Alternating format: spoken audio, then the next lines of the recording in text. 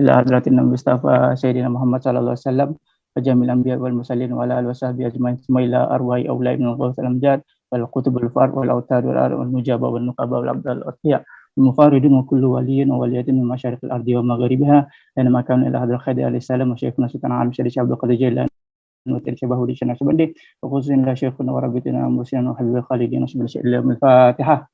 أعوذ بالله من الشيطان الرجيم. بسم الله الرحمن الرحيم. الحمد لله رب العالمين الرحمن الرحيم مالك يوم الدين إياك نعبد وإياك نستعين اهدنا الصراط المستقيم صراط الذين أنعمت عليهم غير المغضوب عليهم ولا الضالين. Alhamdulillah, terima kasih kepada saudara saya Ustaz Hafiz. InsyaAllah pada malam ini kita akan menerangkan tentang data-data empirical, kajian analisa kandungan, black and white lah, daripada yang kitab Al-Qaulus Sadid, yang mana kami mendapati mengandungi fahaman tajsim dan takfir, taksyirik lah, dan mensyirikan al-asyairah. Yang mana kitab ini Al-Qaulus Sadid teradi ala man angkara taksim tauhid, diajar di UIM. Dia ditulis oleh Abdul Razak Abdul Muhsin Al-Badar, yang mana kitab ini sebagai membalas hujah kepada Hasan al-Saqqaf dalam buku dia Tandid biman ada tauhid ibtal muhawalat taslits fi tauhid wal aqidah islamiyah.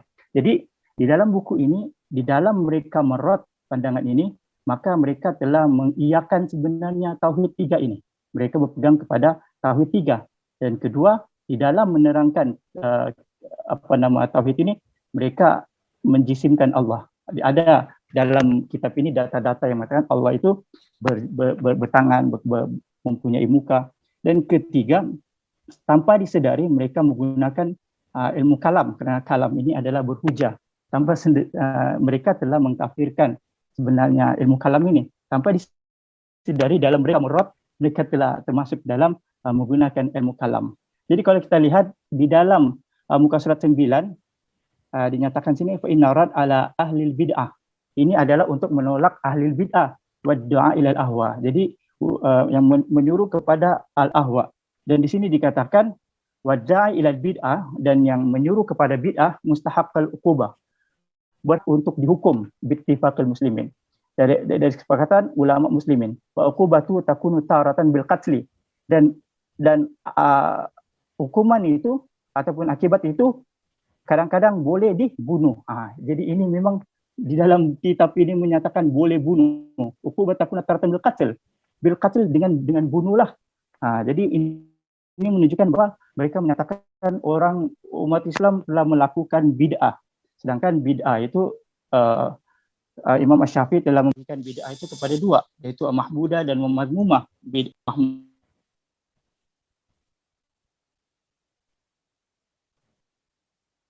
dia mute, termute dia punya mikrofon tu.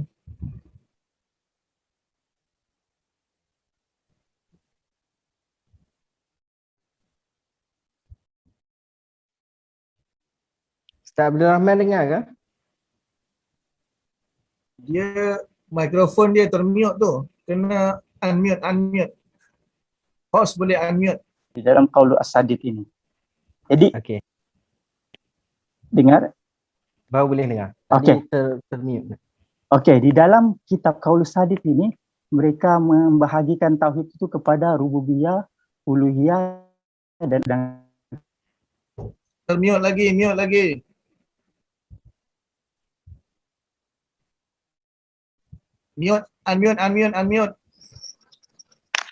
dengar, hanya Allah sahaja satu-satunya yang menciptakan alam inilah, dan tauhid uluhiyah ini hanya Allah sahaja yang berhak diberi tunduk ataupun cinta. Ini uluhiyah.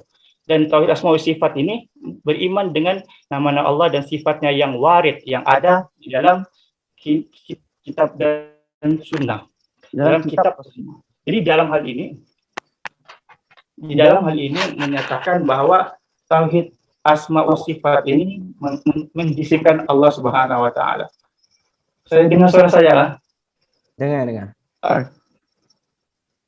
Oke, kita lihat di dalam pembahagian tauhid ini membagikan tauhid itu kepada tiga, yaitu rububiyah, uluhiyah, tauhid asma wa sifat. Yang mana kita lihat di dalam hal ini, di dalam muka surat 20 ini menyatakan haqiqatu dzatu rabb ta'ala wa asmu wa sifatu wa qauluhu fawqas samawati. Dan nama Allah, sifat Allah dan perbuatan Allah dan tingginya Allah itu di atas samawati, di atas langit, ala arsy. Jadi ini menandakan wujud tajsim, ini menjisimkan Allah Subhanahu wa taala.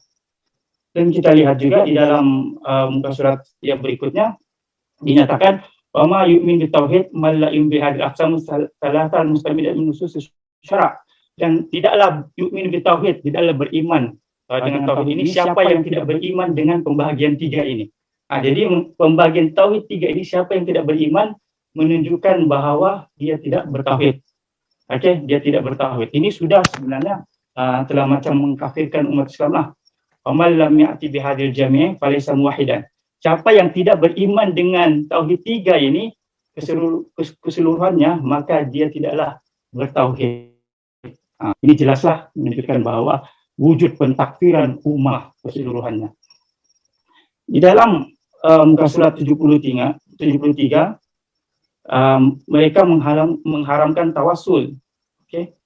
Annal abda la yajuz ay ya'buda. Sungguhnya hamba itu tidak harus untuk menyembah, wala yad'u, berdoa, wala yastaghith, ataupun beristighasah, minta pertolongan, wala tawakkal illa 'ala Allah, dan tidak bertawakal melainkan kepada Allah. Wa anna man abda, melainkan siapa yang menyembah raja ataupun nabiyan mursalan, nabi, atau berdoa kepadanya ataupun istighas ataupun memohon bantuan, maka bahwa musyrik.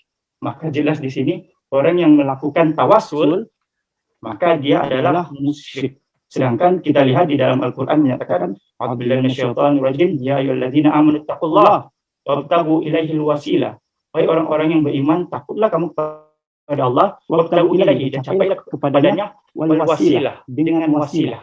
Ayat Al-Qur'an ini jelas-jelas menunjukkan adanya wasilah. Karena kalau kita tengok dalam sejarah, Sayyidina Umar pernah bertawassul kepada Ibnu Abbas.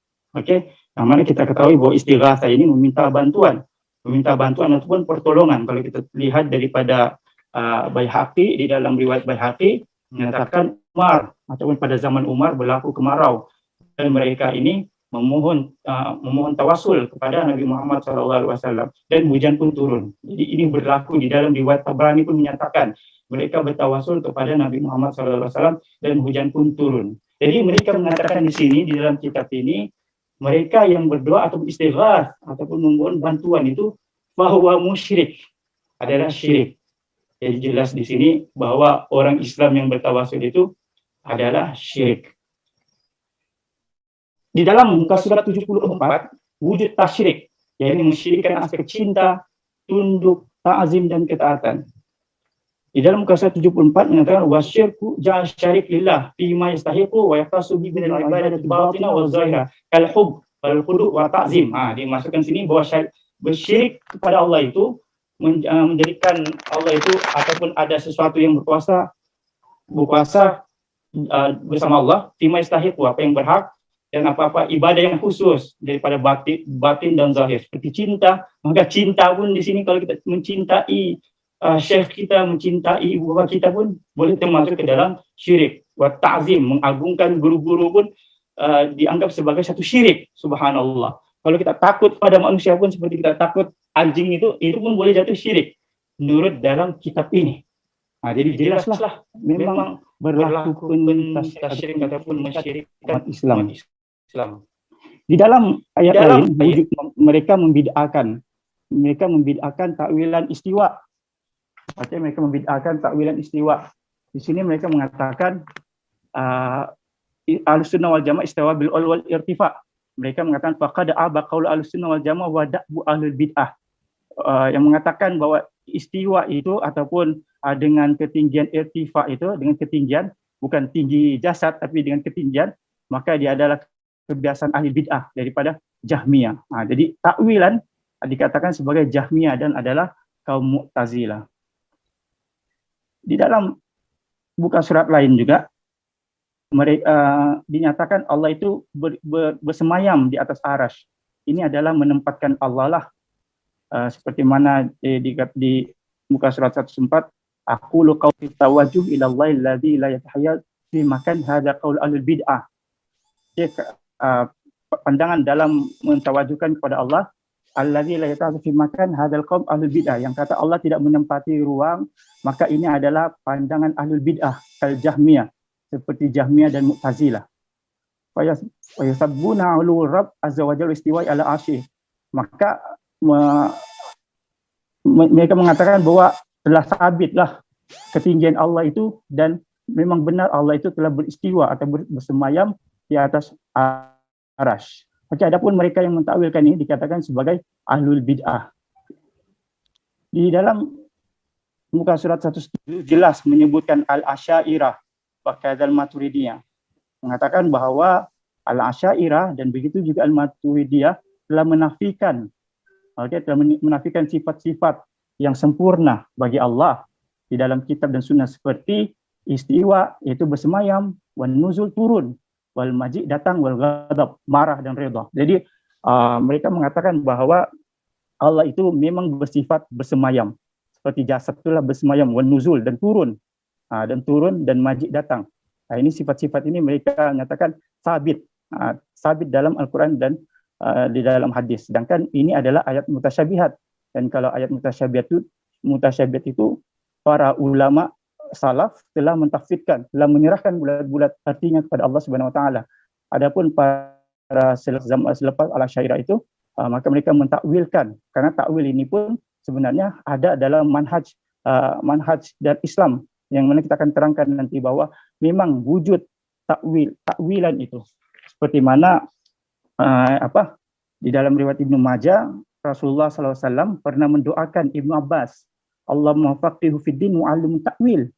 Ya Allah, dalamilah dia ilmu agama dan ajari dia ilmu takwil. Jadi menunjukkan bahwa takwilan ini memang ada dalam Islam. Mereka tidak mau takwil lah. Istiwa itu tetap bersemayam, Allah tetap bersemayam, Allah tetap turun, Allah itu marah, dan Allah itu redha. Maksudnya mereka ini memfitnah al-Asy'ariyah dan mensifatkannya dengan ahli bid'ah. Wajal katib Asy'ariyah al-Maturidi min ahli sunnah wal jamaah. Dan penulis, yakni mereka menentang As-Sakaf tadi itu menyatakan Asy'ariyah Maturidiyah daripada Sunnah Jamaah. Dalam buku ini mengatakan galab. Maksudnya tidak betul lah, karena mereka ini daripada ahli bid'ah wal hawa. Jelas-jelas menyatakan al-Asy'ariyah dan al-Maturidiyah yang diterima oleh 95 muslimin di seluruh dunia mengatakan dia ada ahli bid'ah. Kalau ahli bid'ah memang sesatlah. Ini berlaku satu pengkafiran kepada umat Islam. Di dalam ini mereka mengatakan tiada takwilan, sedangkan kalau kita lihat ulama-ulama salaf sebenarnya mentakwil sebenarnya. Seperti mana Ibnu Abbas di dalam mentakwilkan surah Al-Qalam ayat 42, a'udzubillahi minasyaitonir rajim, yauma yukshif an saqin. Okey, yauma yukshif an saqin, yauma yukshif an saq, yang mana pada hari Allah bukakan an-saqin, saqin ini betis. Tetapi Ibnu Abbas menyatakan ini adalah kekerasan, maksudnya syiddah, kekuatan. Tetapi kalau dilihat mereka memang Allah itu benar-benar ada betis tanpa takwil. Okey, dan kalau kita lihat pun juga bahwa Ibnu Abbas mentakwilkan ayat a'udzubillahi minasyaitonir rajim fal yawma nansahum kama nasu liqa'a yaumihim hadza.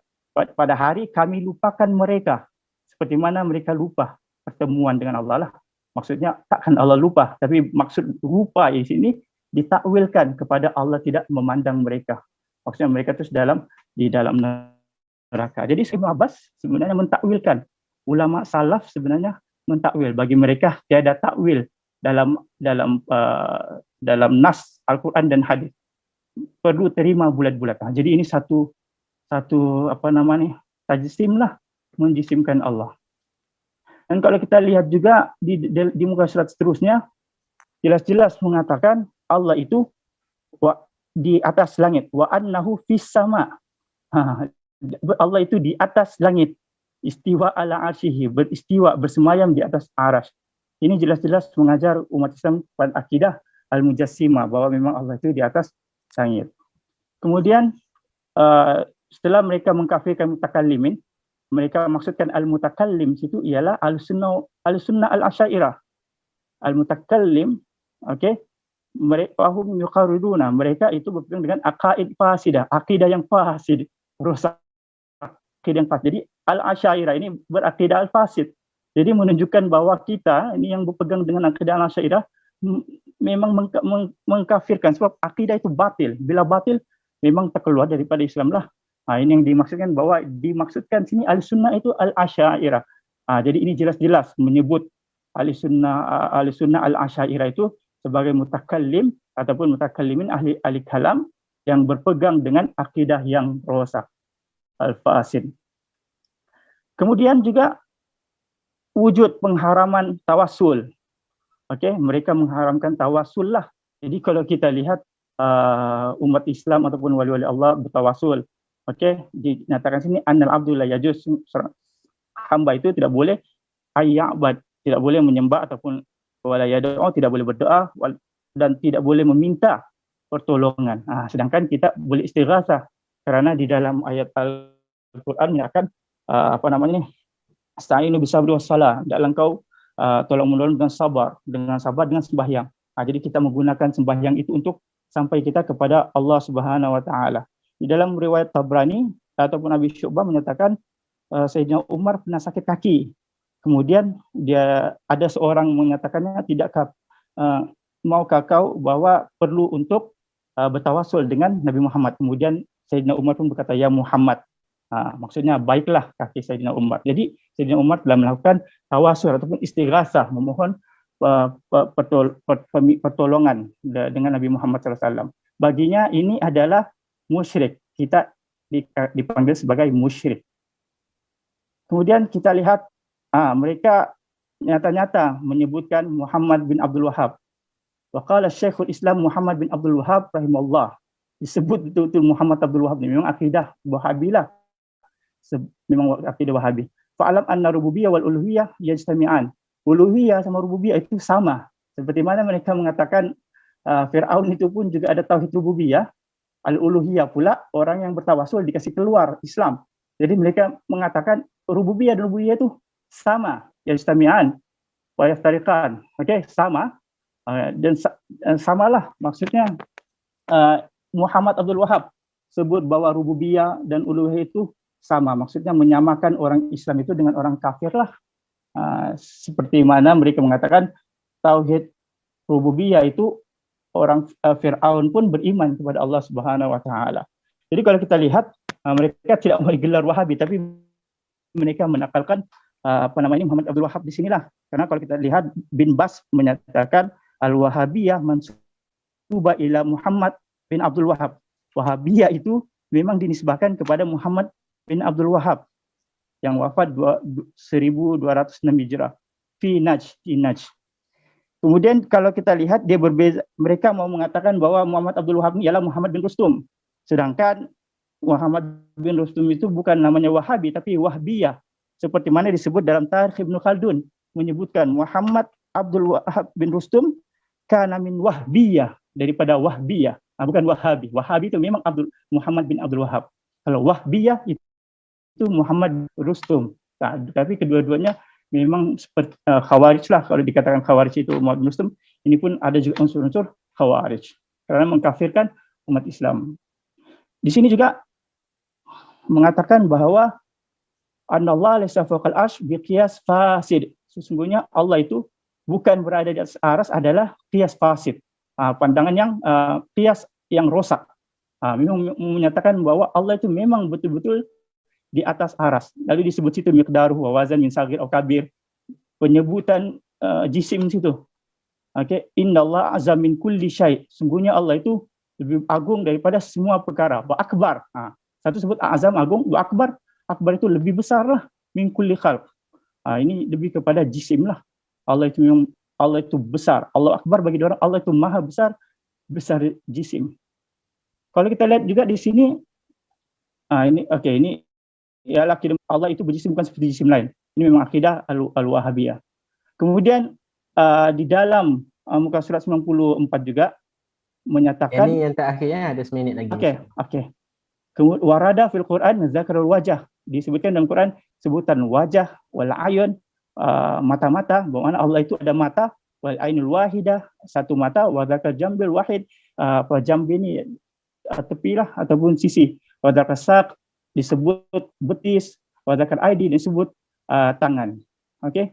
Kemudian dibalas di sini dikata ayuhal jahmi, wahai jahmi. Jahmi ini pun dikata bahwa al-Asy'ariyah itu jahmiyah. Karena zahirul Quran, zahir Al-Quran itu maka ialah hujah Allah. Jadi maksudnya mereka menerima teks itu bulat-bulat tanpa mentakwilkannya ataupun menafsirkannya. Okey, kemudian kita lihat juga di sini sama juga banyak buka surat menyatakan memang itu Allah beristiwa, bersemayam di atas arsy. Ini akidah Mujassimah. Wa yasabbuna al-ulul rabb, ketinggian Tuhan Azza wa Jalla, wa istiwa'u, bersemayamnya di atas arsy.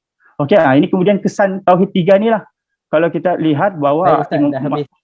Okey. Dah habis. Itu saja. So kita bagi giliran seterusnya kepada Al-Fadhil Ustaz Raja Ahmad Mukhlis.